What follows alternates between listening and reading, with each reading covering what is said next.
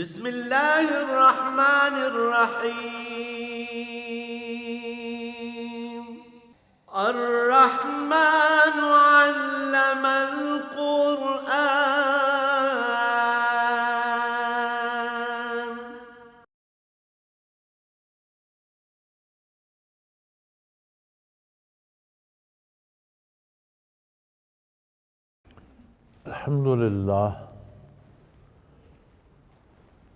الحمد للہ رب العالمین والصلاة والسلام علی حبیبہ محمد وآلہ وصحبہ اجمعین. اعوذ باللہ من الشیطان الرجیم. بسم اللہ الرحمن الرحیم. قل انما اعظکم بواحدہ ان تقوموا للہ مثنی وفرادی ثم تتفکروا ما بصاحبکم من جنہ ان هو الا نذیر لکم بین یدی عذاب شدید. اللہم سبحانک لا علم لنا الا ما علمتنا انک انت العلیم الحکیم. رب اشرح لی صدری ویسر لی امری واحلل عقدۃ من لسانی یفقہوا قولی. رب زدنی علما. مولا یا صلی وسلم دائما ابدا علی حبیبک خیر الخلق کلہم.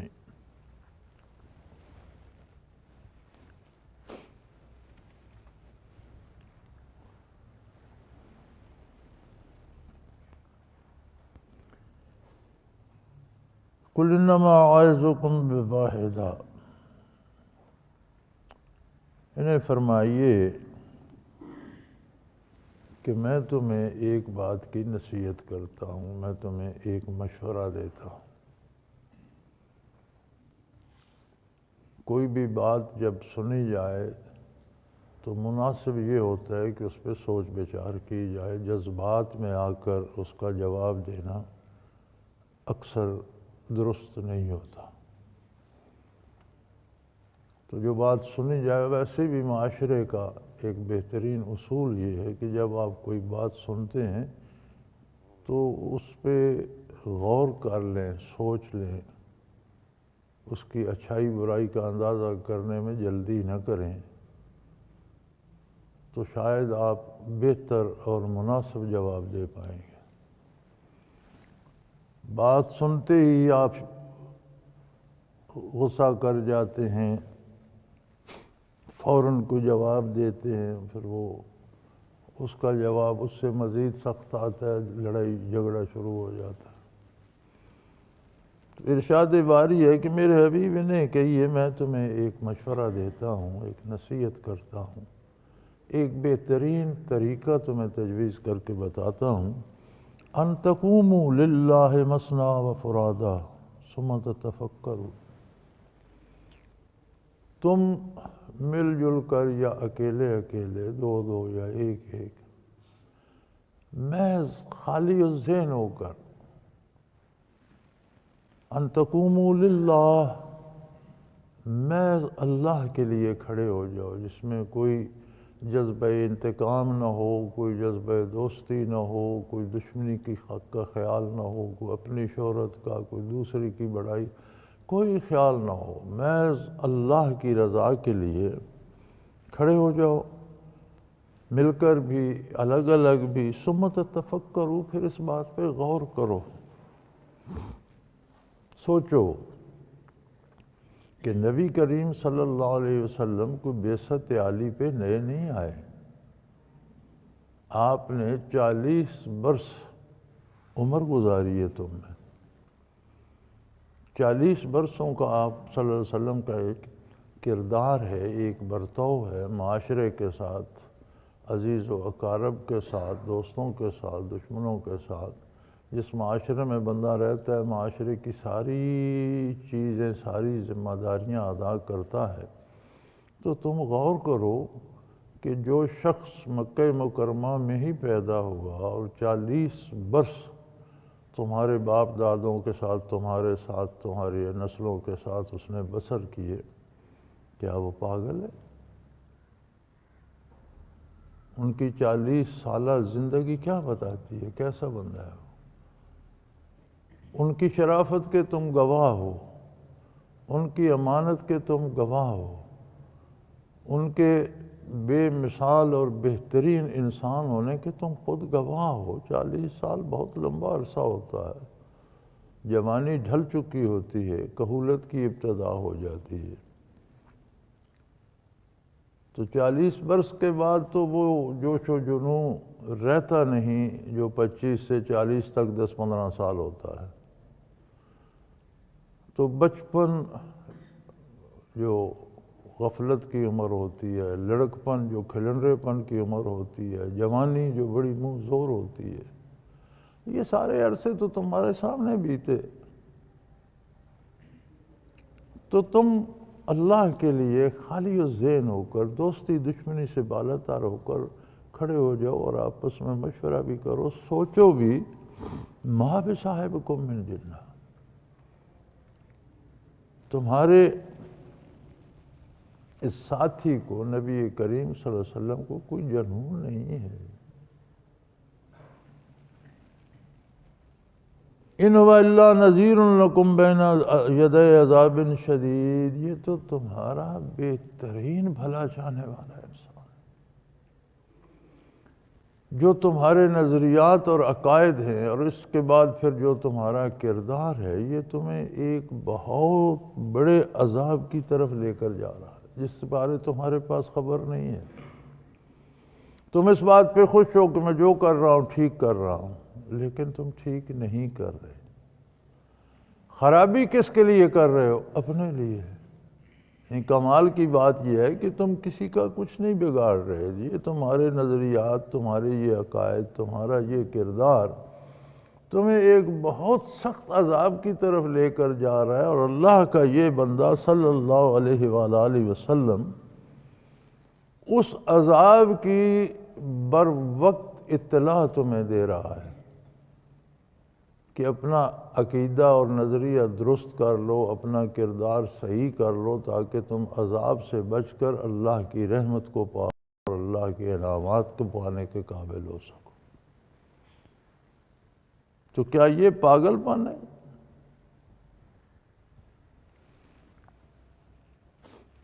تم نہیں جانتے کہ آگے کیا آ رہا ہے۔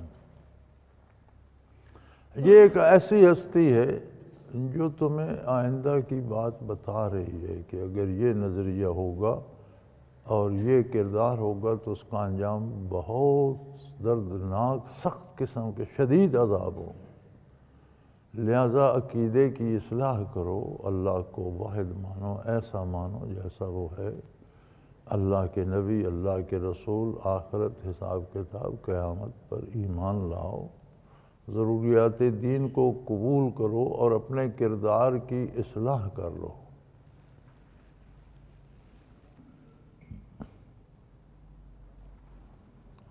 پھر ایک بات اور ہوتی ہے، کوئی بندہ جو لیڈر بن جاتا ہے، لیڈر ہی آج کل تو اسے کہتے ہیں، جو بھی کسی خاص سمت رہنمائی کرنے لگتا ہے، قوموں کی، قبائل کی، عوام کی بات جب ہوتی ہے تو آج کی زبان میں اسے سیاست کہتے ہیں۔ معاشرے کی، قوم کی، انسانیت کی بات جب ہوتی ہے تو اسے آج کی زبان میں سیاست کہا جاتا ہے۔ کوئی بندہ جو کسی نئی طرف دعوت دیتا ہے، وہ مثبت بھی ہو، اچھی بھی ہو، تو ہوتا یہ ہے کہ جو لوگ قبول کرتے ہیں وہ اس کے پیرو بنتے جاتے ہیں، اور نتیجتاً وہ ان سب کا بڑا لیڈر یا قائد یا امیر یا حکمران بن جاتا ہے۔ اگر تمہیں یہ خیال ہو کہ ہمارا تو یہ سارا نظام اور عقیدہ اور عمل سارا باپ دادا سے آ رہا ہے اور یہ ہمیں ایک نئی راہ دکھا رہے ہیں، تو شاید یہ ہوگا کہ ہم اپنا سابقہ چھوڑ کر ان کے پیچھے لگ جائیں تو یہ ہمارے بادشاہ بن جائیں گے، ہم ان کی رعایا ہو جائیں گے۔ فرمایا ایسی کوئی، میری تبلیغ میں ایسی کوئی بات نہیں، مجھے اپنی تبلیغ کا بدلہ تم سے نہیں چاہیے۔ فرمایا میرے حبیب نے فرما دیجئے ما سالتکم من اجر، میں تم سے کوئی معاوضہ نہیں چاہتا، میں نہ تم سے اقتدار چاہتا ہوں، نہ تم سے نظر و نیاز چاہتا ہوں، نہ تم سے دولت لینا چاہتا ہوں، نہ تم پر مسلط ہونا چاہتا ہوں، میری کوئی غرض نہیں ہے۔ اس کا اجر، اس ساری محنت کا معاوضہ، اس سارے کام کا بدلہ ان اجری الا علی اللہ، میں یہ کام اللہ کے لیے کر رہا ہوں، اس سارے کا بدلہ بھی مجھے وہی عطا فرمائے کہ مجھے تم سے کوئی بدلہ نہیں چاہیے۔ ما سالتکم من اجر، میں تم سے کوئی معاوضہ نہیں چاہتا۔ فَهُوَ لَكُمْ، اور اگر تمہارا خیال ہے کہ میں نے تم سے کوئی معاوضہ، کوئی اجر مانگا ہے تو تم اپنے پاس رکھو۔ تم یہ سمجھتے ہو کہ ہم پیچھے لگ جائیں گے تو یہ حکمران بن جائیں گے، تو میں حاکم نہیں بننا چاہتا۔ حکومت بھی بنے گی تو اس میں تم سب بھی شریک ہو گے۔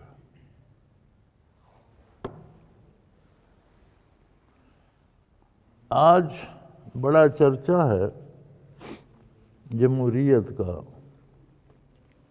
اور بڑی عجیب بات ہے، اکثر یہ لفظ ٹیلی ویژن پہ سننے کو ملتا ہے۔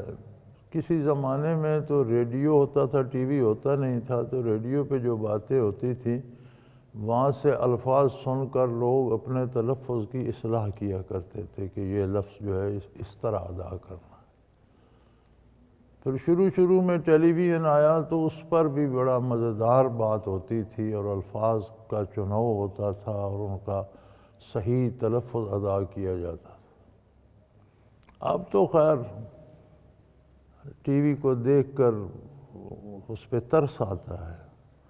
اب تو صرف بولتے غلط نہیں بلکہ نیچے جو پٹی چل رہی ہوتی ہے اس میں 50 غلطیاں کر جاتے ہیں، لکھتے بھی غلط ہیں اور کوئی پوچھنے والا بھی نہیں۔ تو آج تو یہ جو جمہوریت جسے کہتے ہیں اور جس کا بڑا چرچا، ہمارے اکثر سیاسی لیڈران تو جب ٹی وی پہ تقریر کرتے ہیں تو ان سے صحیح تلفظ جمہوریت ادا نہیں ہوتا، کوئی جمہورت کہتا ہے اور کوئی کچھ کہتا ہے، کوئی کچھ کہتا ہے۔ تو جس طبقے کو ایک لفظ کا تلفظ ہی نہیں آتا وہ اس کے مفاہیم اور اس کا حق کیسے ادا کرے؟ یہ جمہوریت کیا بلا ہے؟ یہ کب آئی؟ کہاں سے آئی؟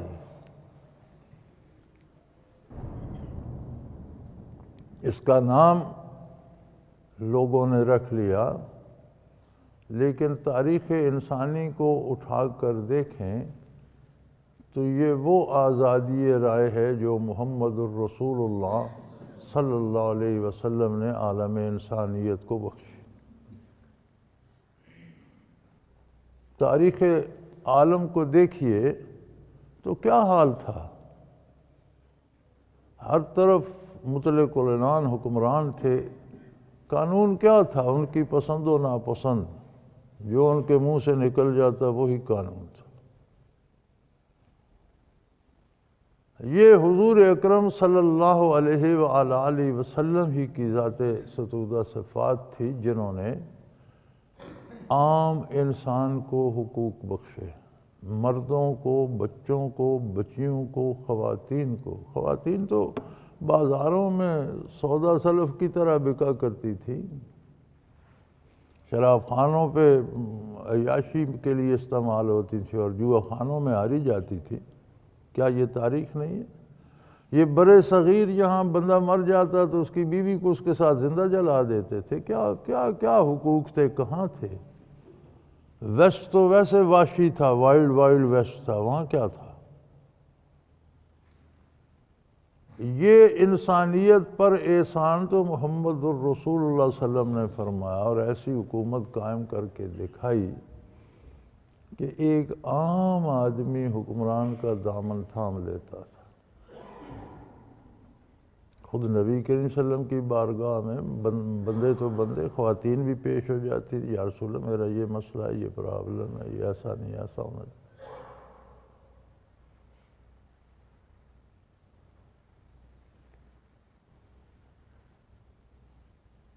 تو یہ آزادی رائے کس نے دی؟ شہنشاہ اور حکمران تو آزادی رائے نہیں دیتے، ان کی مرضی کے خلاف تو کوئی نظر نہیں اٹھا سکتا۔ تو فرمایا میں تم سے لینے نہیں، تمہیں دینے عطا کرنے آیا ہوں۔ اگر میں نے تم سے کچھ مانگا ہو تو تم رکھ لو، مجھے مت دو، مجھے تم سے کچھ نہیں چاہیے، کیونکہ میں جس کا کام کر رہا ہوں میرا معاوضہ وہ ذات اقدس ہی مجھے عطا کرے گی۔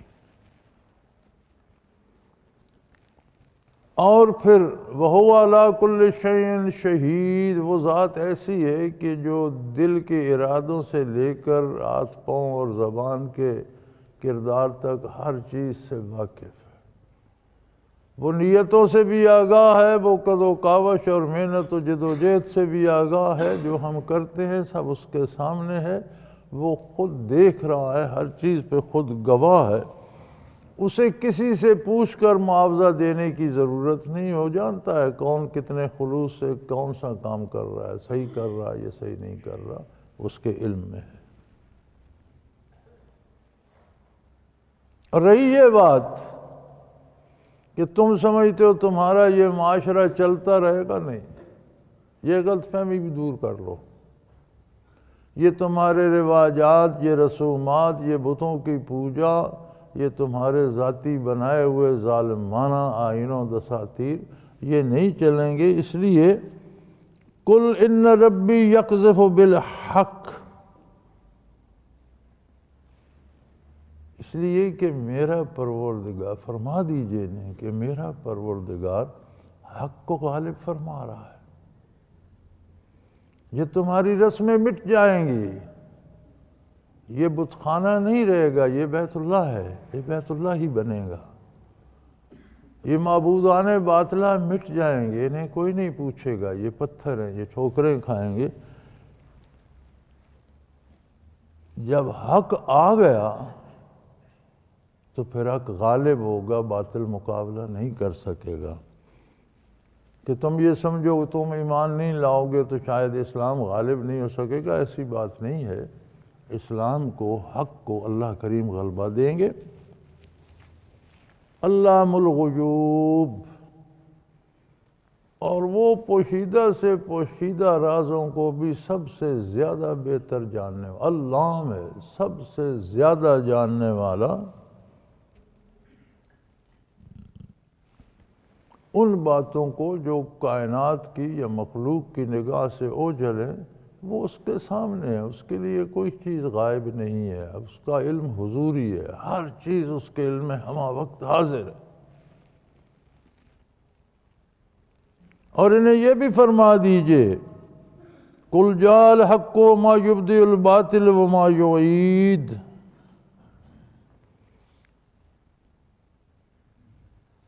جب حق آ جاتا ہے تو مٹنا باطل کا مقدر ہو جاتا ہے، کیونکہ باطل از خود اپنے آپ کو قائم رکھنے کی صلاحیت نہیں رکھتا، کسی دوسری چیز کو، باطل چیز کو قائم رکھنے کی صلاحیت نہیں رکھتا۔ باطل نہ پہلی بار کسی چیز کو پیدا کر سکتا ہے، نہ دوبارہ کر سکتا ہے، نہ اسے قائم رکھ سکتا ہے، یہ اللہ کا کام ہے۔ باطل وقتی طور پر شیطنت ابھرتی ہے، جب حق آتا ہے تو مٹ جاتی، کیونکہ حق اللہ کی طرف سے ہوتا ہے، تائید باری ہوتی ہے اس کے ساتھ، اللہ کی قوت ہوتی ہے اس کے ساتھ۔ تو باطل تو پہلے ہی ناچیز ہے، پہلے ہی باطل ہے، غلط ہے، تو باطل مٹ جاتا ہے۔ اگر تم یہ سمجھتے ہو کہ ہم ایمان نہیں لائیں گے تو شاید یہ ہمارا آبائی دین ہی چلتا رہے گا، اور یہ سمجھ، یہ نہیں، یہ تم ایمان نہ لا کر اپنا نقصان کرو گے، خود کو جہنم میں پھینکو گے۔ جب حق آ گیا تو باطل کو مٹنا پڑے گا، باطل مٹ جائے گا۔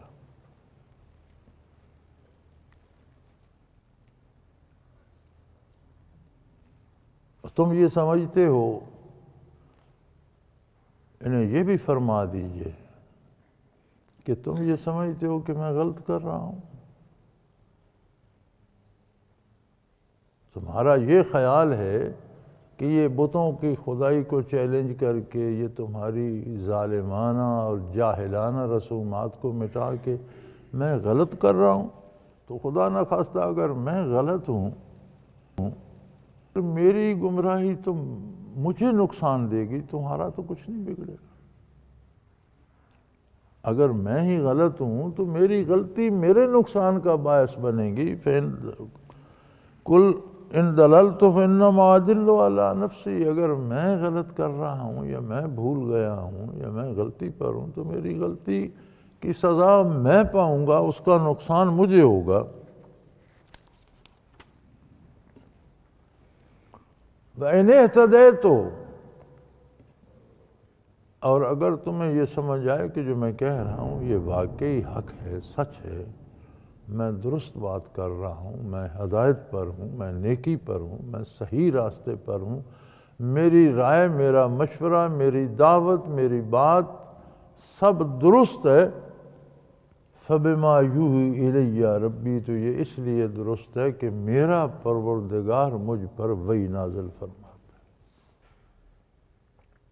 یہ اس لیے صحیح ہے کہ یہ صرف میری ذاتی رائے نہیں ہے، یہ وہ وحی الہی ہے جو میں تم تک پہنچا رہا ہوں۔ وہ مالک کائنات ہے، وہ خالق کائنات ہے، وہ پروردگار کائنات ہے، وہ تمہارا بھی پیدا کرنے والا، تمہیں زندگی اور یہ قوت گویائی اور یہ حواس خمسہ اور ساری نعمتیں دینے والا وہی پروردگار ہے، اور اس کائنات کو پیدا کرنے والا، اس کی چیزوں کو پیدا کرنے والا وہ واحد لا شریک ہے۔ یہ اس کا مہمان خانہ ہے، تمہیں اس نے پیدا کر کے اپنا مہمان یہاں بنا لیا ہے۔ اب مہمان کو میزبان کے محل میں تصرف کرنے کا حق نہیں ہوتا، جو ضابطہ وہ بتائے اسی کے مطابق کرنا پڑتا ہے، تمہارا تو کچھ نہیں یہاں۔ تو جو باتیں میں کھری کہتا ہوں، میری بات حق ہے، میری بات سچ ہے، میں ہدایت پر ہوں، تو یہ اس کی عطا ہے، اس لیے ہدایت پر ہوں کہ میرا پروردگار مجھ پر وحی فرماتا ہے، مجھ سے بات کرتا ہے، یہ باتیں مجھے وہی بتاتا ہے، اور یہ تمہاری بھی بہتری کے لیے، تم بھی اسی کی مخلوق ہو، وہ تمہاری بھی بہتری چاہتا ہے۔ انہو سمیع قریب، اور وہ رب العالمین ایسا ہے کہ وہ ہر بات خود سن رہا ہے اور سب سے قریب ہے، ہماری جان سے بھی ہمارے قریب تر وہ ہے۔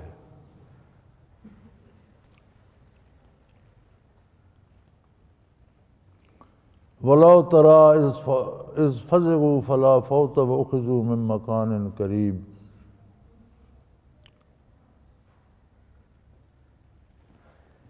اور اگر آپ دیکھیں ایک وقت تو آ رہا ہے، چند روزہ زندگی ہے، بسر ہو جائے گی، بڑے لمبے دن ہیں آگے، اور نہ ختم ہونے والی زندگی ہے۔ اس چھوٹی سی زندگی پر اس ابدی زندگی کا مدار ہے۔ بلوغت سے پہلے کے 15-16 سال بھی نکال دیں اور 25 سے 55 تک 30 سال کا عرصہ رہ جاتا ہے، اس میں بھی دن اور رات شامل ہوتے ہیں، راتیں نکال دیں تو وہ 12 سال رہ جاتا ہے، 15 سال رہ جاتا ہے۔ اس کے بعد پھر بڑھاپا شروع ہو جاتا ہے، اعضاء مزمحل ہو جاتے ہیں، قوا میں کمی ہو جاتی ہے، تو بندے کے پاس تو سارے یہ کوئی 10-12 سال بچتے ہیں جو پلک جھپکتے میں گزر جاتے ہیں۔ تو ان 10-12 سالوں میں اس نے اس زندگی کے لیے سامان مہیا کرنا ہے جو کبھی ختم نہ ہو۔ تو یہ تو اس کا احسان ہے کہ تم تھوڑا سا وقت اس کی اطاعت خلوص دل سے کرتے ہو تو وہ نہ ختم ہونے والی زندگی میں تمہارے لیے سارے راحت کے سامان مہیا کر دیتا۔ لیکن یہ جو انکار کرتے ہیں، اگر آپ انہیں دیکھیں، اذا فزعوا، جب یہ آخرت میں پہنچتے ہیں تو بڑے گھبرائیں گے. قیامت قائم ہوگی میدان حشر میں تو گھبرائے ہوئے پریشان ہو گئے، لیکن وہاں سے بھاگنے کی کوئی صورت نہ ہوگی. وَأُخِذُوا مِن مَّكَانٍ قَرِيبٍ، اور جلدی پکڑ لیے جائیں. قیامت قائم ہو جائے یا موت بھی چھوٹی قیامت ہے. جب موت آ جاتی ہے تو برزخ میں پہنچتا ہے بندہ تو حقائق سامنے آ جاتے ہیں. فرمایا جب حقائق دیکھیں گے، اپنے عقائد کا بطلان دیکھیں گے، اس کی سزا دیکھیں گے، جہنم سامنے ہوگی، جو جنت سامنے ہوگی، فرشتے نظر آئیں گے تو گھبرائیں گے کہ ہم کیا کرتے رہے تھے، یہاں کیا بن گیا، یہ تو معاملہ ہی الٹ ہو گیا، ہم کیا سوچتے تھے، یہاں ہو کیا گیا. لیکن کوئی بھاگنے کی جگہ نہیں ہوگی، فوراً پکڑے جائیں گے. وَقَالُوا آمَنَّا بِهِ، اس وقت کہیں گے یا اللہ ہم سب مانتے ہیں جو رسول اللہ صلی اللہ علیہ وسلم نے فرمایا تھا، ہم سب پر ایمان لاتے ہیں، تیری توحید بھی مانتے ہیں، تیری کتاب بھی مانتے ہیں، تیرے نبی کو بھی سب مانتے ہیں، سب پر ایمان لاتے ہیں. فرمایا فَأَنَّىٰ لَهُمُ التَّنَاوُشُ مِن مَّكَانٍ بَعِيدٍ. اب اتنی دور آ کر دنیا سے کوئی واپسی کا راستہ نہیں کہ تم جا کر مان لو. تمہارے پاس ماننے کی فرصت تھی، تمہارے پاس عقل تھی، تمہارے پاس حواس خمسہ تھے، تمہارے پاس صحت تھی، زندگی تھی، تمہارے پاس میرا نبی صلی اللہ علیہ وسلم دعوت لے کر گیا اور تمہارے پاس ان کی دعوت پہنچتی رہی گھر گھر روئے زمین پر. وہ ماننے کا وقت تھا، تم نے مان کر، اب تم اس سے بہت دور آ گئے ہو. دنیا، عالم دنیا پیچھے رہ گیا، تم دوسرے عالم، دوسرے جہان میں آ گئے. اب یہاں سے کہتے ہو مانتے، اب یہاں کی بات تو وہاں نہیں پہنچتی.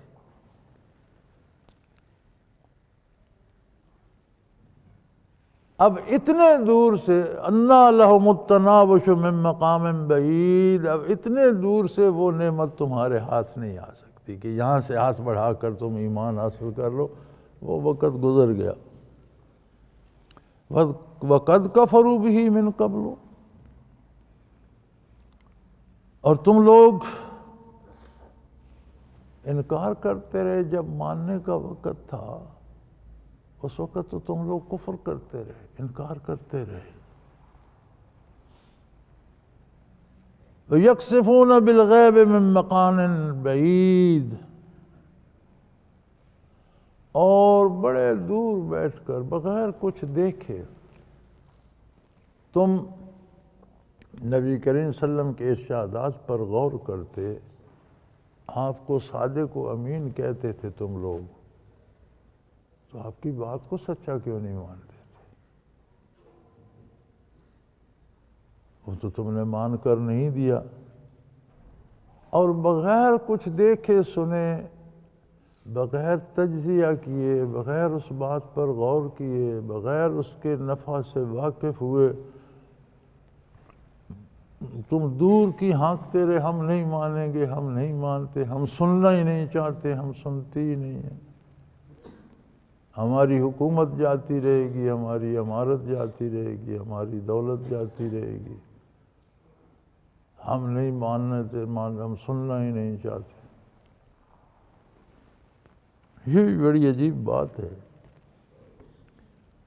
حکومت، دولت، شان و شوکت، اقتدار، یہ سب اللہ دیتا.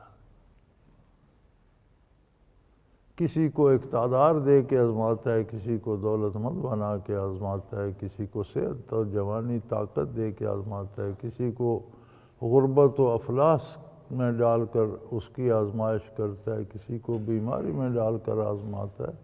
تو یہ سارا نظام اللہ کریم کا ہے.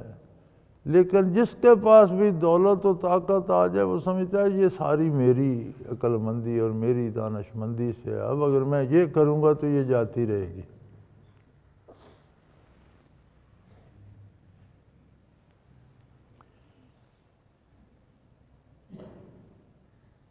تو تو اس وقت تو تم دین کو نہیں مانتے، اللہ اللہ کے رسول کی بات نہیں مانتے، بن دیکھے دور کی بڑھ کے ہانکتے ہو، یہ مانا تو ایسا ہو جائے گا، میرا اقتدار چلا جائے گا، دولت چلی جائے گی، سود چھوڑ دیا تو میرے پیسوں میں کمی آ جائے گی، سود سے میری اتنی آمدن آ رہی ہے۔ اگر لوگ ناراض ہو گئے، میں نے سچی بات کر دی، دین کی بات کر دی، لوگوں نے پسند نہ کی، عوام ناراض ہو گئے، میری حکومت چلی جائے گی۔ تو فرمایا اس وقت تو تم اس طرح کی ہانکا کرتے تھے، آج وحیل بینہم وبین ما یشتہون کما فعل باشیائہم من قبل، آج تمہاری اور تمہاری آرزوؤں کے درمیان تمہارا وہی کردار دیوار بن چکا ہے۔ آج تو تم چاہتے ہو کہ ہم ایمان بھی لیں، آج تو تمہاری آرزو ہے کہ ہم بخشے جائیں، آج تو تمہاری آرزو ہے اللہ ہمیں بھی جنت دے دے، لیکن تمہارا وہ کردار، اس کے نتیجے میں آج تمہارے اور تمہاری آرزوؤں کے درمیان بے شمار پردے آ گئے ہیں، اس کے درمیان آڑ آ گئی ہے، اب وہ وہاں تک اب تم نہیں پہنچ سکتے۔ کما فعل باشیائہم، جیسا تمہارے پہلے طبقوں کے ساتھ کیا گیا، تم سے پہلے جو طبقے تھے، جو قومیں تھیں، جو جماعتیں تھیں، شیعہ کا ترجمہ گروہ یا جماعت یا کسی کے خاص طبقے کے پیروکار ہوتا ہے، تو تم سے پہلے جو اس طرح کی جماعتیں تھیں جیسے تم ہو، ان کے ساتھ بھی یہی ہوا تھا۔ سزا از جنس اعمال ہوتی ہے، یعنی جیسا کردار ہوتا ہے اسی کے مقابلے میں اسی طرح کی سزا ہوتی ہے۔ ان کا کردار بھی یہی تھا کہ دنیاوی دولت اور اقتدار کے لالچ میں حق کو نہیں مانتے تھے اور کہتے تھے اس طرح کریں تو ہمارا تو حکومت ختم ہو جائے گی، مال و دولت چلا جائے گا۔ ان کے ساتھ بھی یہی ہوا، تم نے بھی یہی کیا، تمہارے ساتھ بھی یہی ہو رہا۔ آج تمہیں جنت نظر آ رہی ہے لیکن تم وہاں جا نہیں سکتے، عذاب نظر آ رہے ہیں لیکن تم ان سے بچ نہیں سکتے۔ تمہاری خواہش عذاب سے بچنے کی بھی ہے، بخشش پانے کی بھی ہے، لیکن اس کے درمیان اب تمہاری خواہشوں آرزوؤں کے اور تمہارے اصل حالات کے درمیان تمہارا وہ کردار اب دیوار بن گیا ہے، تم وہاں تک نہیں پہنچ سکتے۔ اور تمہاری طرح جن لوگوں کا کردار تم سے پہلے جن جماعتوں کا تھا، ان کا بھی یہی انجام ہوا۔ انہم کانوا فی شک مریب، کیونکہ دنیا میں وہ بھی انبیاء کی تعلیمات کے بارے شک میں پڑے ہوئے تھے، یار یہ بندہ شاید اقتدار حاصل کرنا چاہتا ہے، شاید دولت جمع کرنا چاہتا ہے، لوگوں کو پیچھے لگا کے بادشاہ بننا چاہتا ہے، تو وہ بھی حق میں سچائی میں شک کرتے رہے، تم نے بھی کیا، لہذا بھگتو۔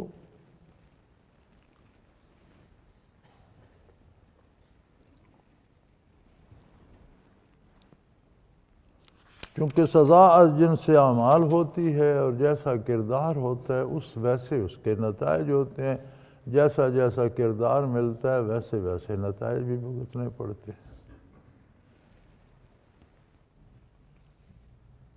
یہ بڑی مزے کی بات ہے۔ ہم دعویٰ اسلام کا کرتے ہیں، کبھی ہم نے یہ سوچنے کی کوشش کی ہے کہ جو ہمارا دعویٰ ہے کیا ہمارا کردار اس کے مطابق ہے؟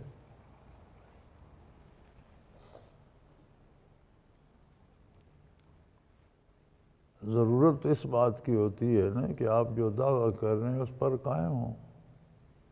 آج کل روز خبریں آتی ہیں، سیاسی جلسے ہوتے ہیں، جلوس نکلتے ہیں، لوگ مارے جاتے ہیں، جان دے دیتے ہیں، کس بات پر؟ میں اس سیاسی جماعت کے ساتھ ہوں، مرتے ہیں نا جلسوں میں، جان تک دے دیتے۔ جب ہم کہتے ہیں میں اسلام کے ساتھ ہوں، میں مسلمان ہوں، تو اسلام کے لیے ہم کیا دیتے ہیں؟ یعنی کیا ہمارا کردار بدل جاتا ہے؟ کیا ہم اللہ کے نیک بندے اسلام کہتے ہیں جھوٹ نہ بولو، کیا ہم جھوٹ چھوڑ دیتے ہیں؟ اسلام کہتا ہے کسی کا حق نہ کھاؤ، کیا ہم کسی کا حق چھوڑ دیتے ہیں؟ جو اسلامی تعلیمات عقیدے سے لے کر عمل تک ہیں، اس میں ہم کتنے مخلص ہیں؟ فرمایا جو عمل کرتے ہو نتائج تو اس پر مرتب ہوں گے، کیونکہ سزا جن سے اعمال ہوتی ہے، انعام بھی جس سے جیسے اعمال کرو گے انعام بھی ویسے ہی ملے گا، جتنے خراب کام کرو گے سزا بھی ویسی ہی ملے گی۔ اور تمہیں دنیا میں تو تعلیمات نبوت پر شک ہی رہا۔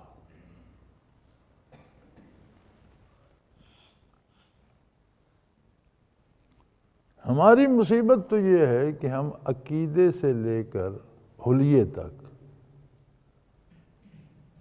ہمارا کردار جو ہے اس کا ہمیں خود اعتبار کو، ہم کلمہ پڑھتے ہیں لیکن ہمارا کردار اس کے بالکل مخالف ہے، ہم کرتے بالکل اس کے الٹ ہیں۔ حتیٰ کہ حلیہ تو آسان ہوتا ہے، حلیہ بنانا کون سا مشکل ہے؟ ہم سے مسلمانوں جیسا حلیہ بھی نہیں بنایا جاتا، ہم حلیہ بھی غیر اقوام جیسا بنانا پسند کرتے ہیں۔ کیا ہوگا؟ اللہ ہم پر رحم فرمائے، ہماری خطائیں معاف فرمائے اور ہمیں توبہ کی توفیق دے اور سچا مسلمان بننے کی توفیق دے۔ سورہ سبا یہاں مکمل ہو جاتی ہے الحمدللہ۔ اگلی سورہ سورہ فاطر ہے۔ اس میں کائنات کی تخلیق کے بارے حقائق ارشاد فرمائے گئے ہیں۔ یہ سورت بھی مکہ مکرمہ میں نازل ہوئی ہے۔ میں بارہ عرض کر چکا ہوں کہ جو صورتیں مکہ مکرمہ میں نازل ہوئیں ان میں زیادہ بحث عقائد کی ہے،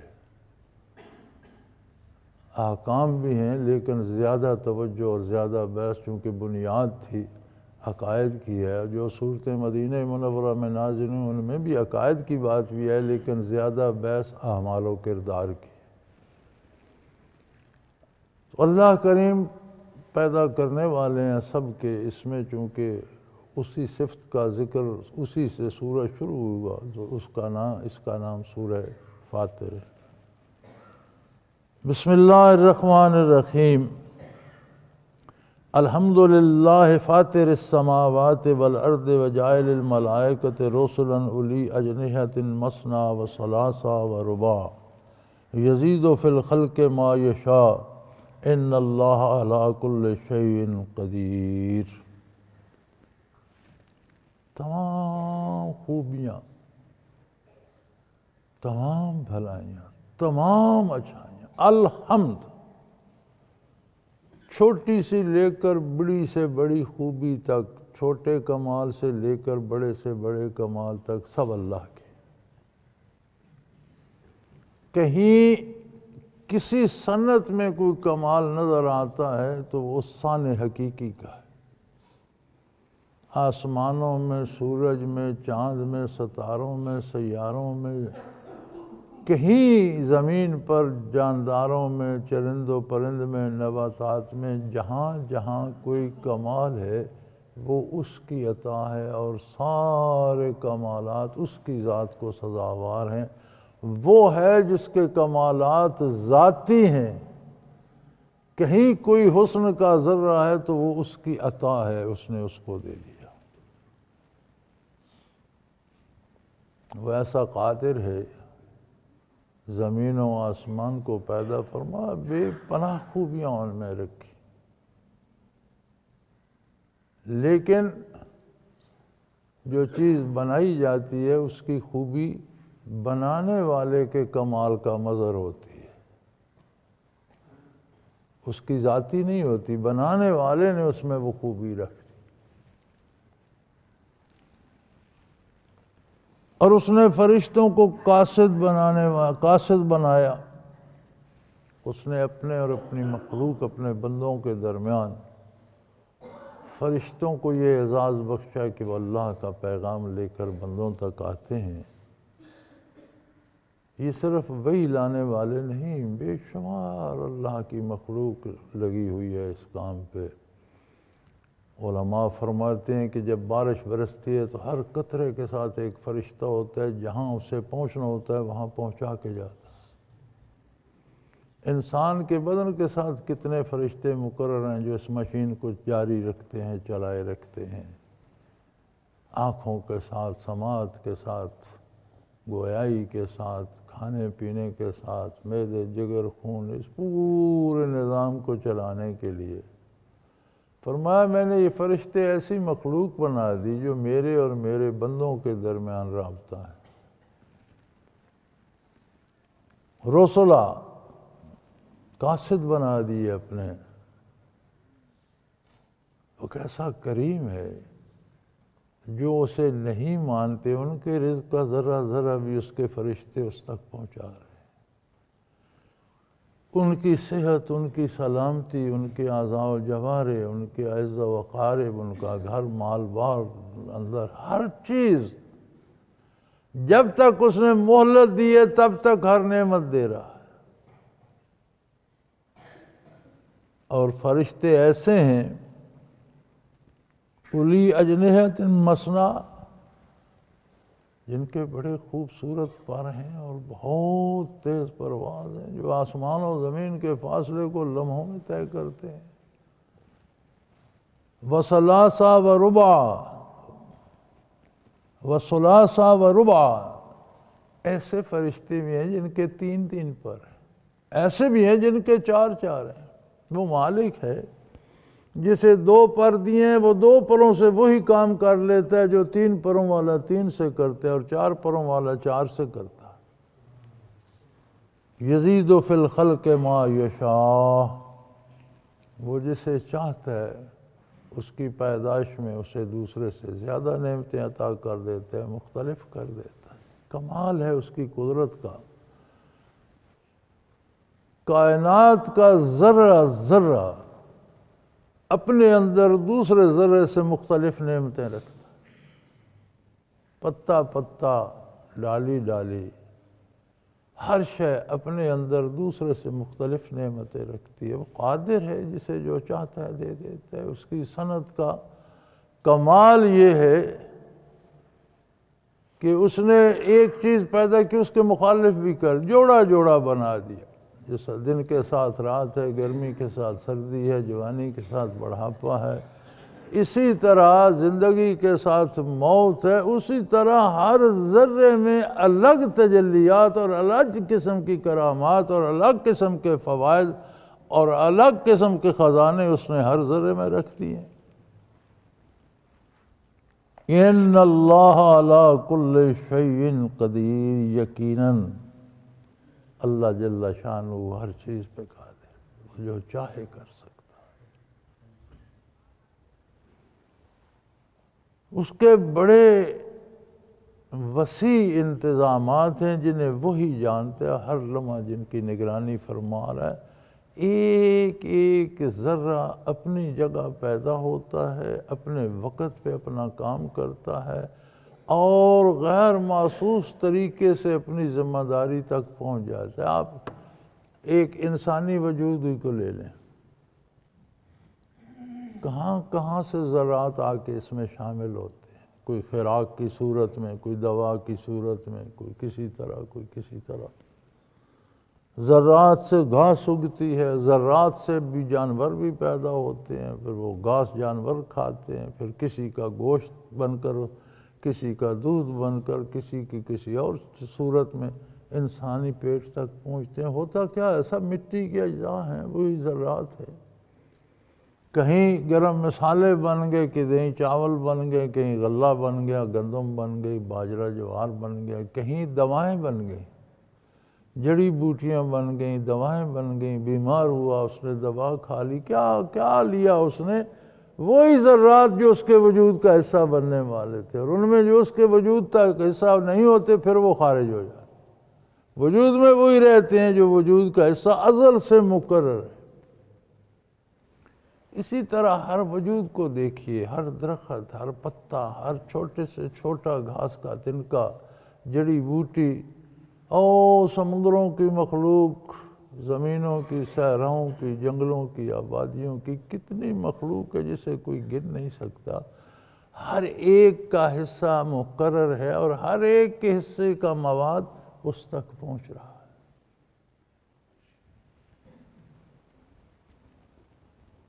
اور وہ ہر چیز پہ قادر ہے. ما یفتح اللہ للناس من رحمت فلا ممسک لها.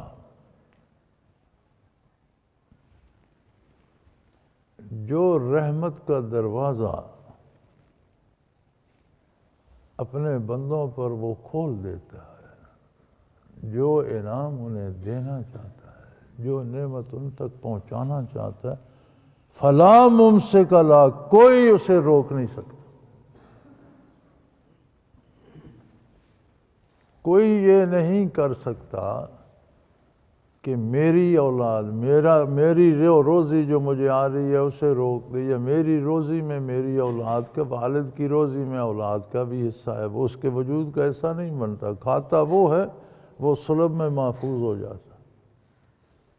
اپنے وقت مقررہ پر شکم مادر میں جاتا ہے، غذا ماں کھاتی ہے، اس کا جو حصہ ہے وہ اس کے وجود کا حصہ بنتا ہے. بچے کا حصہ الگ ہو کر بچے کے وجود کا حصہ بنتا ہے. جیسے کوئی روک سکتا ہے؟ جب باپ جو کھاتا ہے وہ اپنی غذا میں بچے کا جو حصہ کھاتا ہے اسے اپنے لیے استعمال نہیں کر سکتا، وہ نہیں روک سکتا، وہ صلب میں چلا جاتا ہے. ماں کے پیٹ میں بچہ ہے، جو غذا وہ کھاتی ہے، جو پانی پیتی ہے، دودھ پیتی ہے، فروٹ کھاتی ہے، کھانا کھاتی ہے، اس میں بچے کا حصہ الگ ہو کر بچے کے وجود کو چلا، وہ نہیں روک سکتی. باہر کا کون ہے جی؟ بڑے لوگوں کو شکوہ ہوتا ہے، فلاں ہے جی میری اولاد روک دی ہے، بندش کر دی ہے. کیا تم اللہ کو نہیں مانتے؟ جو چیز اللہ پیدا کرنا چاہتا ہے کوئی جادوگر اسے روک سکتا ہے؟ جو وہ نہیں کرنا چاہتا کوئی تعویذ دھاگے سے اسے کر سکتا ہے؟ فرمایا اللہ کی عظمت کو پہچانو. اللہ وہ ہے کہ اپنے بندوں کے لیے جو رحمت کا در کھول دے اسے کوئی بند نہیں کر سکتا. اور دنیا میں یہ بھی تو کافر جو نعمتیں پا رہا ہے، کیا یہ اس کی رحمت کا مظہر نہیں ہے؟ کیا کافر کھانا نہیں کھا رہا؟ کیا کافر کو لباس نہیں ہے؟ کیا اس کی اولاد نہیں، اس کے گھر نہیں ہے؟ اس کے پاس تو ہم سے زیادہ دنیاوی سہولتیں ہیں. کون دے رہا ہے اسے؟ وہی رب العالمین. تو کافر کی قسمت تو کوئی نہیں روک سکا، تو مسلمان کی کس نے روک؟ یہاں ایک دنیا دھکے کھاتی پھرتی ہے جی، میری جی شادی انہوں نے بند کر دی. کمال ہو گئی بھائی. اس کا مطلب ہے کہ کائنات پھر ان کے ہاتھ میں آ گئی، جادوگروں کے ہاتھ میں.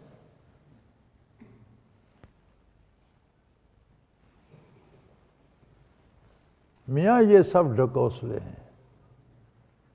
تو ہمیں تو اللہ نے کلمہ توحید عطا فرمایا اور کلمہ رسالت عطا فرمایا. لا الہ الا اللہ محمد الرسول اللہ صلی اللہ علیہ وسلم. اللہ کے سوا کوئی عبادت کے لائق نہیں، کیونکہ سب کے سارے کام وہی کرتا ہے، کوئی کسی کا کام کرنے والا کارساز نہیں. کس نے بتایا؟ سب سے سچے انسان، اصدق الصادقین محمد الرسول اللہ صلی اللہ علیہ وسلم نے. بات ختم ہو گئی یار، پھر کسی کی کیا سنتے؟ اللہ کی عظمت بتانے والے محمد الرسول اللہ، پھر اس پہ شک کرنے کی کیا گنجائش ہے؟ جائز وسائل استعمال کرو. بیمار ہوتے ہو تو دوا بھی اس نے بنائی ہے، جائز دوا لو، لیکن بیماری اللہ کی طرف سے سمجھو اور صحت بھی اسی سے مانگو. افلاس آ جاتا ہے تو سمجھو اللہ کی طرف سے تنگی آئی ہے، اسی سے فراخی مانگو. جو دروازے اللہ رحمت کے کھول دیتا ہے اسے کوئی نہیں بند کر سکتا، اور جو چیز وہ روک دیتا ہے فلا مرسل لہ من بعد، پھر اس کے بعد اسے کوئی وہ تمہیں دے بھی نہیں سکتا. جو نعمت وہ کسی انسان کے لیے، انسانوں کے لیے عطا کر دیتا ہے، کوئی ایسی طاقت نہیں کہ اسے روک سکے. اور جو وہ روک دیتے پھر کوئی ایسا نہیں وہ تمہیں دلا سکے۔ لہذا تم اللہ کی بارگاہ میں حاضر رہو، غیر اللہ کی طرف متوجہ رہو، یہ نہ تمہارا کوئی سنوار سکتے ہیں نہ بگاڑ سکتے ہیں۔ وَهُوَ الْعَزِيزُ الْحَكِيمُ، وہ غالب ہے، سب سے تکڑا ہے، سب سے کامل قدرت والا ہے، اور الحکیم ہے، اس کی حکمت ہے، جہاں جو کچھ وہ کرتا ہے وہ اپنی حکمت کے مطابق کرتا ہے، جو بھی جہاں بھی اس کی اجازت کے بغیر کوئی ذرہ نہیں ہل سکتا، کوئی پتہ نہیں ہل سکتا، کوئی قطرہ نہیں ٹپک سکتا، اور جو بھی وہ کرتا ہے وہ اس کی حکمت کا تقاضا ہے، تمہاری پسند آئے یا نہ آئے۔ تم مخلوق ہو، تم خالق کو مجبور نہیں کر سکتے کہ وہ تمہاری پسند کے پیچھے چلے، تم مخلوق ہو، تمہیں اس کی پسند کے پیچھے چلنا ہوگا، اور جب تم اپنی انا ختم کر دو، خود کو مخلوق سمجھ لو، تو پھر کوئی تکلیف ہوتی نہیں ہے، کیونکہ جو آتا ہے اللہ کی طرف سے آتا ہے۔ پھر اللہ کریم جسے اپنی طرف سے کوئی پریشانی بھیجتے ہیں تو اسے ساتھ حوصلے بھی دیتے ہیں، قوت برداشت بھی دیتے ہیں، اور اس کے ساتھ خوبصورت وعدے بھی کرتے ہیں۔ نبی کریم صلی اللہ علیہ وسلم کا ارشاد ہے کہ مومن میں کے پاؤں میں کانٹا بھی چبھ جائے تو بہت سے گناہوں کی معافی کا سبب بن جاتا، بیماریاں بھی گناہوں کی معافی کا سبب بن جاتی ہیں، بھوک افلاس بھی ترقی درجات کا سبب بن جاتی ہے۔ اللہ کی طرف سے جو آتا ہے وہ نعمت ہے، ہم اسے سمجھ سکیں یا نہ سمجھ سکیں۔ آپ ڈاکٹر کے پاس جاتے ہیں، وہ آپ کا پیٹ چاک کر دیتا ہے، آپریشن کر دیتا ہے، اندر کوئی کٹ وٹ کرتا ہے، کوئی سلائیاں کرتا ہے، پیٹ جوڑ دیتا ہے، آپ کی صحت ٹھیک ہو جاتی ہے۔ آپ کبھی ڈاکٹر سے ناراض ہوئے؟ اس نے تو آپ سے بڑی زیادتی کی، آپ کا پیٹ کھول دیا، سینہ چیر دیا، اندر کوئی کٹ وٹ کی، کوئی سلائیاں کی، پھر پیٹ سے، یا پھر کتنے دن آپ مرم پٹی کراتے رہے، 6 مہینے بعد جا کر چلنے کا، تو اس سے ناراض کیوں نہیں ہوتے؟ اس لیے کہ آپ کو پتہ ہوتا ہے اس نے میری بہتری کے لیے کیا، اگر یہ نہ ہوتا تو میں مر جاتا۔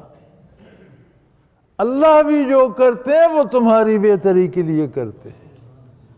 اللہ کریم بھی اگر تمہیں کوئی تکلیف محسوس ہوتی ہے، بیماری محسوس ہوتی ہے، پریشانی آتی ہے، تو یہ سمجھ لو کہ اسی میں تمہاری بہتری ہے، اس لیے اللہ نے تم پر وہ بھیج دی ہے۔ کوئی ایسا پھوڑا ہے جس کا یہ آپریشن ہو رہا ہے، کوئی ایسی خرابی ہے تمہارے میں اندر جس کا یہ آپریشن قدرت کر رہی ہے، تو اس پر بھی اس کا شکر ادا کرو۔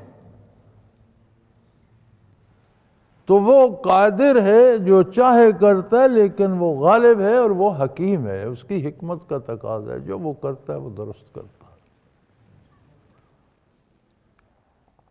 یا ایھا الناس اذکروا نعمت اللہ علیکم، اے انسان، اے لوگو، کبھی سوچو تو صحیح اللہ کے تم پر کتنے احسانات۔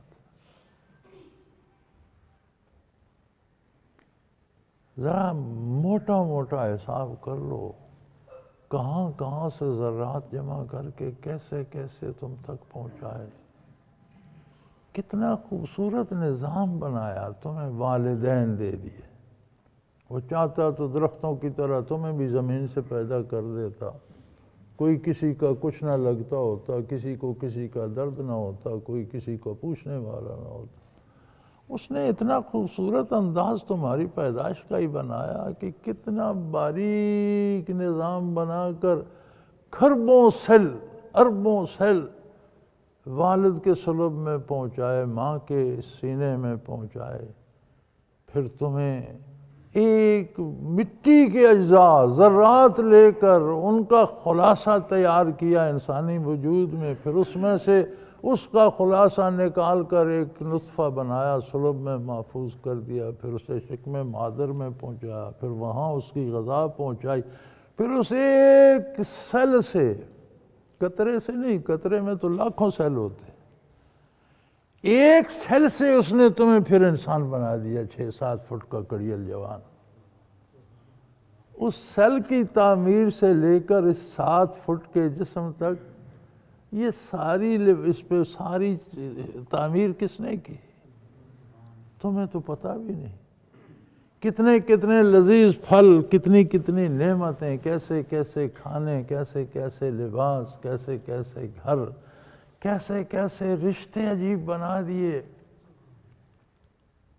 طبقہ عمراء کی تو بات اور ہے، غریبوں کا طرز حیات اور ہے۔ عمراء کا تو ہے بچہ پیدا ہوا تو کچھ عرصہ تو ہسپتالوں میں پڑا رہا، پھر آیا تو کوئی آیا شایا مل گئی، الگ کمرہ بن گیا۔ غریب کا بچہ تو ماں کی گود میں پیدا ہوتا ہے اور سالوں تک ماں کی گود میں ہی پلتا رہتا ہے۔ کھردری سی چارپائی ہوتی ہے اور اس پر ایک بستر ہوتا ہے، کوئی چادر ہو گئی ہے، کبھی وہ پٹھوں کی پھوڑیاں پڑی ہوتی ہیں۔ اب بچہ رات کو اس نے پیشاب کر دیا، اس طرف کا بستر گیلا ہو گیا تو ماں ایسا رشتہ بنایا اللہ نے، وہ اللہ کی بندی بچے کو خشک جگہ پہ رکھتی ہے، خود گیلے پہ لیٹ جاتی۔ بندہ دیکھے کہ اللہ نے اس کے لیے کیسے کیسے رشتے، کیسے کیسے طریقے، کیسے کیسے سلیقے ایجاد کیے، کیسی کیسی نعمتیں بنا دی۔ هل من خالق غیر اللہ یرزقکم من السماء والارض؟ کیا تم یہ سمجھ سکتے ہو کہ یہ نعمتیں کوئی اللہ کے بغیر تمہیں دے سکتا ہے؟ بچپن میں والدین دیے، جوانی میں ساتھی بنا دیے، بڑھاپے میں اولاد عطا کر دی، یعنی تمہاری ہر حالت کا اس نے خیال رکھا، بے پناہ نعمتیں تمہیں عطا کی، تم اپنے ایک وقت کے کھانے میں گن نہیں سکتے، ایک لقمے میں شمار نہیں کر سکتے کہ اس میں کتنے سیل ہیں اور کس کس سیل کی کیا اہمیت ہے، ایک گھونٹ میں تم نہیں شمار کر سکتے کہ کتنے سیل ہیں اور ہر سیل کی اہمیت کیا ہے اور وہ کیا کیا دے رہا ہے۔ پانی کے ذرات کے سیل سائنسدانوں نے ان کی تصویر میں نے یہاں ساتھیوں کو دکھائی بھی تھی، ایسا خوبصورت تو زیور میں نے نہیں دیکھا آج تک کسی سونار نے بنایا جتنا ایک ایک سیل خوبصورت بنا ہوا ہے، ایسے نقش و نگار کی ہو۔ اسی طرح رزق کے سیلوں پہ ہے۔ تو فرمایا لوگو، اے انسانوں، کبھی اللہ کی نعمتوں پہ غور تو کرو، کبھی سوچو تو صحیح۔ حل من خالق غیر اللہ یرزقکم من السماء والارض، اور کوئی اللہ کے علاوہ ایسا خالق ہے جو یہ نعمتیں آسمان سے لے کر زمینوں تک پھیلی ہوئی اپنے اپنے وقت پر اپنی اپنی ضرورت پر تمہیں پہنچا سکے؟ جب نہیں ہے تو پھر اللہ کا در چھوڑ کر کیوں کہ دوسرے پہ کیوں جاتے ہو؟ لا الہ الا ہو، اللہ کے سوا کوئی عبادت کے لائق نہیں، صرف معبود برحق وہ ہے، اس لیے کہ ہر وجود کو ہر نعمت وہی دے رہا ہے، ہر وجود کا خالق وہی ہے، رازق وہی ہے، مالک وہی ہے، چنانچہ کسی دوسرے کے سامنے جھکنے کا کسی وجود کو حق نہیں، نہ کسی دوسرے کو یہ حق دیا جا سکتا ہے کہ وہ مخلوق سے اپنی پوجا کرائے۔ لا الہ الا ہو، سوائے اس کے کوئی سچا معبود نہیں ہے، کوئی عبادت کے لائق نہیں ہے، کوئی اطاعت کے لائق نہیں ہے، کوئی ایسا نہیں ہے کہ اللہ کی بات چھوڑ کر اس کی بات مانی جائے۔ سوچ لو۔ فَأَنَّىٰ تُؤْفَكُونَ، کہاں بہ کے پھرتے ہو، کہاں عمریں ضائع کر رہے ہو؟ زندگی کے یہ لمحات بڑے قیمتی ہیں، کیوں انہیں ضائع کر رہے ہو؟ یہ دوبارہ نہیں ملیں گے۔ وہ ایک انگریزی لفظ ہے نا، گولڈن چانس، یعنی ایسا موقع جو بار بار نہیں ملتا، ایک بار موقع دیا جاتا ہے اور پھر دوبارہ نہیں۔ یہ زندگی بھی گولڈن چانس ہے، یہ ایک بار دی گئی ہے، دوبارہ نہیں، اسے کیوں ضائع کرتے ہو؟ سب سے نالائق تو وہ ہوتا ہے جو گولڈن چانس بھی ضائع کر دے۔ تو یہ زندگی تو ایک گولڈن چانس ہے، ایک دفعہ عطا، پھر تمہارا کتنا اہتمام کیا، تمہیں والدین عطا فرمائے، تمہارے غذا دوا کا اہتمام کیا، بچپن میں محبت سے پالا، تمہیں پڑھایا لکھایا، جوان ہوئے تمہیں روزگار دیا، صحت دی، جوانی دی، اولادیں دی، تم بدلے میں اس کے پر ایمان بھی نہیں لا سکتے؟ یار کمال لوگو، تم اس کی عظمت کو مان کر بھی نہیں دینے کے لیے تیار، کیا کرو گے؟ پھر تمہیں واپس اس کی بارگاہ میں آنا ہے، پھر تم چلاؤ گے یا اللہ ہمیں ایک بار دنیا میں بھیج دے، وہ فرمائے گا وہ ایک ہی بار تھی جو گزر گئی، یہ ایک بار نہیں آتا، یہ ایک ہی بار تھی جو تم گزار آئے۔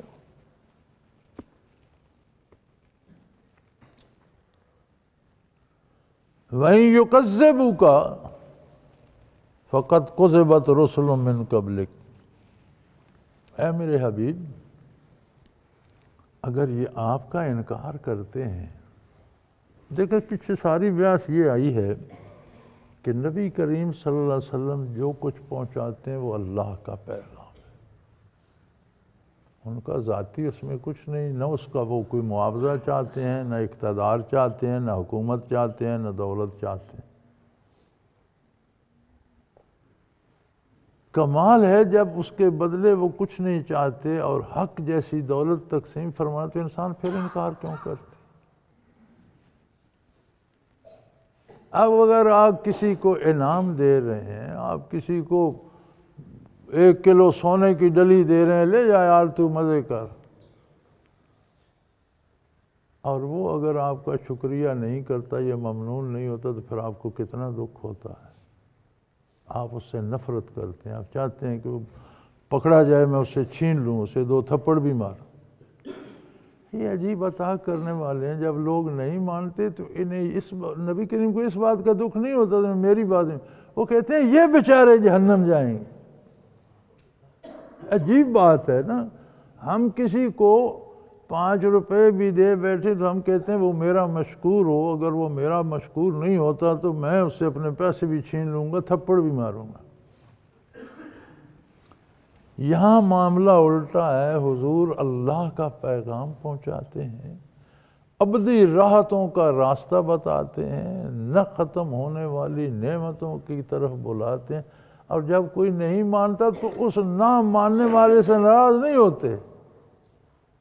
آج تو ہمارے ہاں ایک تصور بن گیا نا، جو کافر ہے اس کی گردن کاٹ دو، کافر ہے اسے گولی مار دو، کافر ہے اس کا گھر لوٹ لو۔ نہیں، حضور کافر پر اتنے مہربان ہوتے ہیں کہ انہیں دکھ ہوتا ہے کہ یار یہ بیچارہ جہنم جائے گا، ظلم وہ کر رہا ہے، آپ حق پہنچا رہے ہیں، وہ مان نہیں رہا، قبول نہیں کر رہا، پھر ہمدردی اس کے ساتھ فرماتے ہیں۔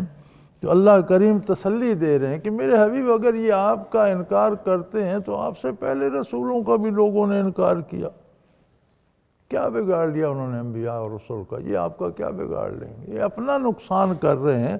وَإِلَى اللَّهِ تُرْجَعُ الْأُمُورُ، ہر چیز نے اللہ کی بارگاہ میں لوٹ کر آنا ہے۔ اگر یہ آپ کی بات نہیں مان رہے، إِلَى اللَّهِ، تو آپ کا بگاڑ کچھ نہیں رہے، اپنا بگاڑ رہے ہیں، اور انہوں نے بھی اور ہر چیز نے بھی واپس بارگاہ الہی میں آنا ہے۔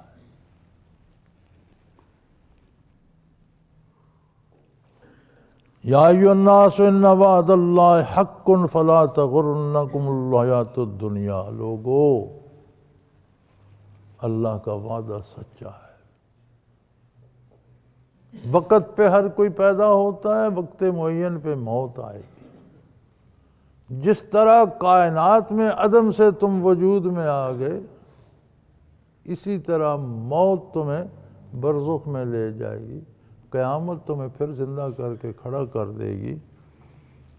اور یہ دنیاوی کی زندگی تمہیں دھوکہ نہ دے کہ تم بڑے خان صاحب ہو گئے ہو، تم بڑے حکمران ہو گئے ہو، بڑے شہنشاہ ہو گئے ہو، بڑے امیر ہو گئے ہو، یہ گزر جائے گی۔ جس زمین کے سینے میں فقیر دفن ہیں، بڑے بڑے شہنشاہ بھی اسی خاک کے سینے میں پڑے۔ بڑے بڑے قلعے جنہوں نے تعمیر کیے تھے آج وہ سیرگاہیں بنی ہوئی ہیں، ان کے مزارات تک لوگوں کی سیرگاہیں بنی ہوئی۔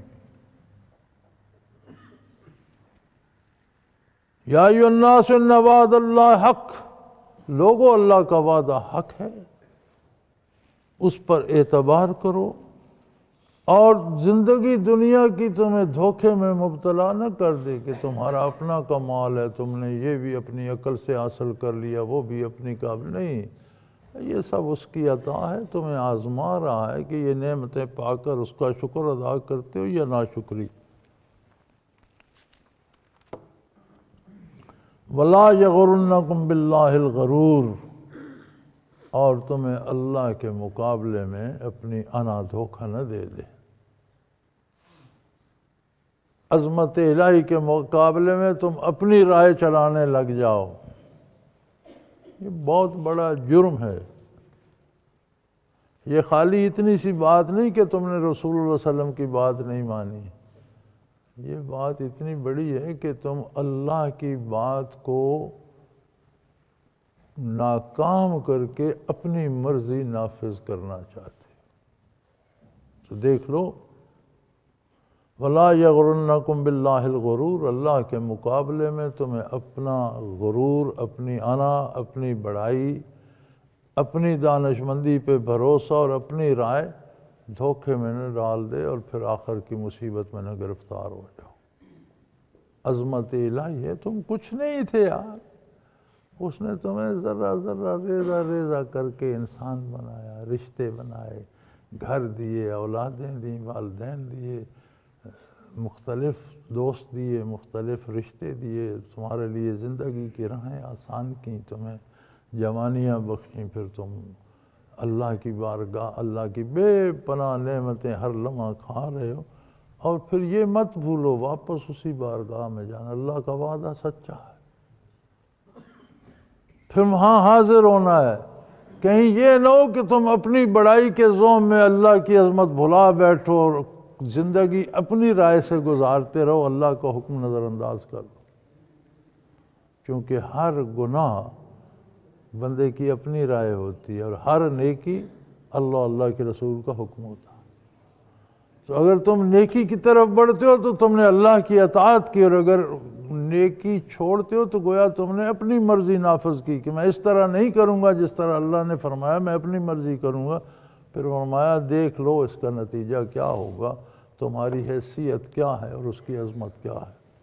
وآخر دعوانا ان الحمدللہ رب العالمین۔ اللہ اللہ اللہ اللہ اللہ اللہ اللہ اللہ۔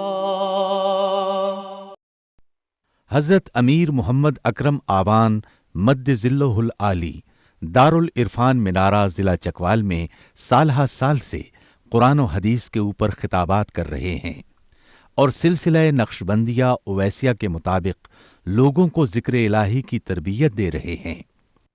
وہ قرآن پاک کی تفسیر ترتیب وار بیان کر رہے ہیں۔ تفسیر قرآن کو وہ موجودہ ملکی اور بین الاقوامی حالات کے مطابق بیان کرتے ہیں۔ موٹر وے سے کلر کہار کے انٹرچینج سے نکلتے ہوئے، کلر کہار کی جھیل سے ہوتے ہوئے میانی، بوچھال اور نورپور سے گزرتے ہوئے دارالعرفان منارہ پہنچ سکتے ہیں۔ حضرت امیر محمد اکرم آوان نے بچیوں اور بچوں کی دینی اور دنیاوی تعلیم کے لیے سقارہ اکیڈمی کے نام سے ایک درسگاہ بھی قائم کی ہے، جس کا افتتاح ملک پاکستان کے صدر جنرل محمد ضیاء الحق نے اپنے دست مبارک سے کیا تھا۔ وہ تمام احباب جو اسلام کی طلب رکھتے ہیں ان سے گزارش ہے کہ دارالعرفان منارہ ضلع چکوال میں امیر محمد اکرم آبان صاحب کے خطابات سے مستفید ہوں۔ وہ ہر جمعے کو نماز سے پہلے بیان فرماتے ہیں۔ ہر ماہ کی پہلی اتوار کو ماہانہ اجتماع ہوتا ہے جس میں آپ خصوصی خطاب فرماتے ہیں اور پاکستان کے چاروں صوبوں سے احباب اس اجتماع میں شرکت کرتے ہیں۔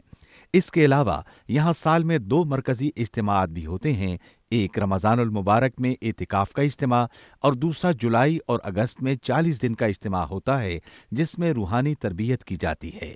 اپنا خون سیماب دے کر اتنا ہم کر جائیں گے، نام آقا کا چمن میں پھر رقم کر جائیں گے۔